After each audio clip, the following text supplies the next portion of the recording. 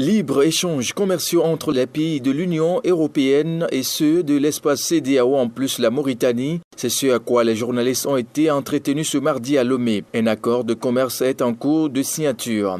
Les pays de la CEDEAO et la Mauritanie ont jusqu'en octobre 2014 pour avoir accès aux grands aspects des accords de partenariat économique.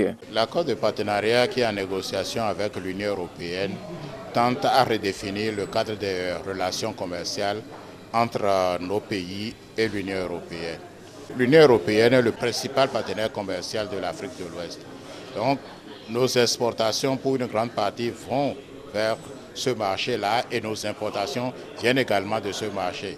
Il était important, sur la base de ce qui a été décidé à la signature de l'accord de Cotonou, que ce type de relation soit redéfini.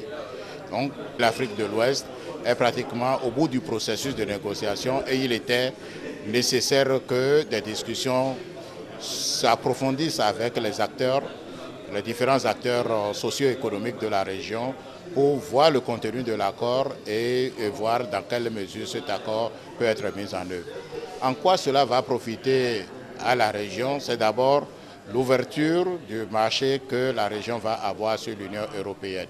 Il est également retenu que dans cet accord, il sera objet essentiellement de libéralisation.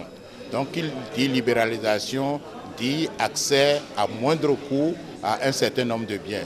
Donc si cela se faisait dans les proportions où cela est proposé, que les populations peuvent également tirer un certain bénéfice pour ce qui concerne l'amélioration de leurs conditions de vie, pour l'accès à ces produits-là. Après les professionnels des médias, le tout était aux opérateurs économiques, au patronat et à la société civile. Il était aussi question de divulguer le contenu de ces accords de partenariat économique qui, selon les organisateurs, permettront d'avoir une fluidité dans les transactions. Mais pour les participants, l'accord actuel ne reflète pas explicitement la protection des économies des pays moins avancés. Ce qui nous intéresse ici, c'est l'intérêt de nos populations à la base. La plupart du temps, les opérateurs économiques, quand eux ils voient leur intérêt, ils négligent la base. Or, nous, en tant qu'Église, nous sommes avec la population. Puisque c'est ces populations-là qui se retrouvent dans nos églises,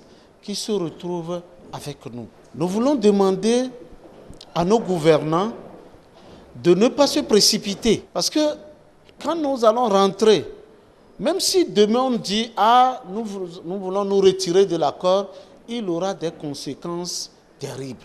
Une rencontre est prévue ce 26 mars à Yamoussoukro en Côte d'Ivoire pour évaluer les résultats trouvés au cours des négociations.